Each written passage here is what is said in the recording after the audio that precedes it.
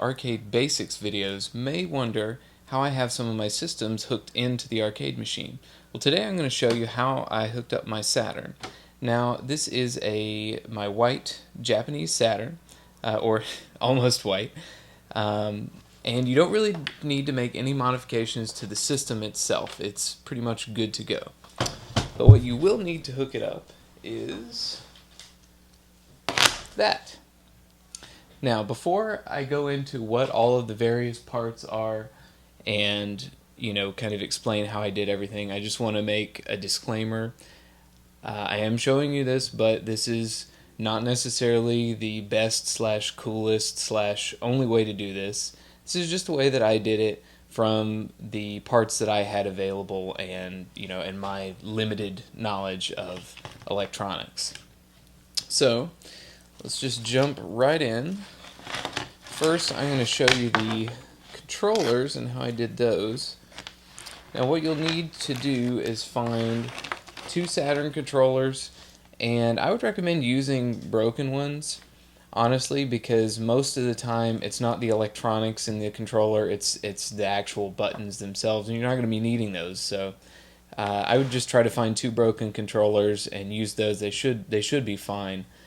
So now the wire that goes out to the controller itself, it doesn't have enough wires so that it's not like the old Atari controllers with the 9-pin D-sub connectors where each wire goes to, like, you have a wire for up, you have a wire for down, etc., etc. It doesn't work that way. There are too many buttons on this to do one per wire. So I think the easiest way of doing it, and these are both out of Model 2 controllers, is just to actually solder the wires onto the contact points on the buttons themselves.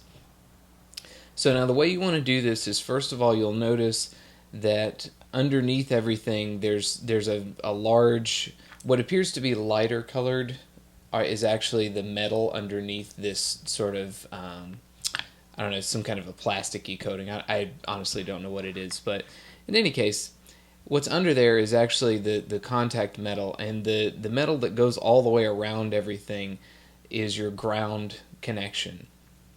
And so you'll see that it actually goes to each one of the different buttons.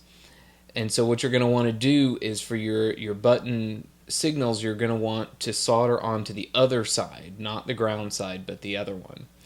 Now, you want to run a ground out to your ground on your JAMMA harness, and the way I did that was I actually soldered these 2 grounds here. You can see they're actually for the shoulder buttons, but I just soldered these 2. You really only have to have 1. I just did 2 just to be on the safe side, and then I ran 1 wire out to my ground on my JAMMA harness. Now, next I tried to at first directly solder these to the contact points, and it didn't quite work. Now, I think, if I'm not mistaken, maybe the European controllers, the metal is actually exposed here. So I'm not 100% sure on that.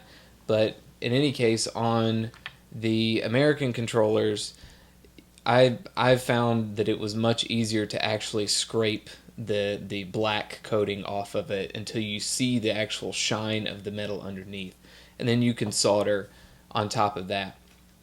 Now, you may notice the shine on this, and the reason is because, once again, like I showed in one of my other videos, I actually brushed a little super glue over all of these once I got everything soldered and tested it and made sure that the controller works. So basically what happens is this side of everything goes to your JAMMA harness, and it will connect to, where's the end of this? It will just connect to all of your normal controller ports. Now, I have on here also, you can see these 2 black wires and the 2 red ones. These are actually buttons 5 and 6. And I've got black tape, denoting, I don't remember if that's player 1 or player 2. But in any case, I have a kick harness on the other side, and I have everything color coordinated, so you can just plug it in, and it's no problem. So you just do your 2 controllers like that, and then, of course, the regular controller plug goes into the controller ports. And your controllers are done. I mean, this is pretty simple. and I didn't have too much trouble. And at the time, this was when I was really just learning how to solder and all that. So, and I really didn't have any problems with it. So that's pretty easy to do. Now the video is a little more difficult, and I've heard of lots of different ways of doing it. There are much more expensive ways of doing it than what I've done. I've also heard you can use a SCART cable and actually use that, but in the States, of course, we don't have SCART. And I've heard that Japanese SCART, the pinout is different, but I'm not entirely sure. And at any rate, I couldn't find a SCART cable for my Japanese Saturn. So I honestly, I don't know. I can't vouch for the effectiveness of using the SCART method, but I've heard it works. So if you are living somewhere where SCART is a little bit more popular than it is here in the States, then that might be something that you can look into. But in any case, what I have here is this is just a standard video converter for an arcade cab. It converts excuse me. It converts everything to your standard RGB, and you have your red, green, blue signal, and then you have your sync and your ground. And that just once again goes to those connectors on the JAMMA harness itself. And I bought this off of JAMMAboards.com, and it's pretty simple, and it comes with its own little power source, and you'll just plug the actual composite cable into this, and then it'll just convert the signal for you. So it's really easy, and it also has the little pots for different adjustments. You can adjust, your different color levels and all that sort of thing. So that can be really handy too, because then when you have multiple things connected to your cabinet, you can adjust this individually and not have to adjust your cabinet in between each thing. So I think this is really handy. It was pretty cheap. There are more expensive versions of this out there, and they might actually be better in quality. I'm not really sure. It also depends on your monitor.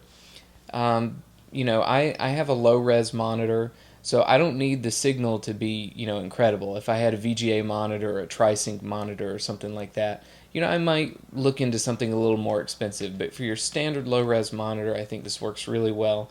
Now, do be sure if you are ordering this somewhere online, they make a version of this too that also converts the RGB to composite or S-video.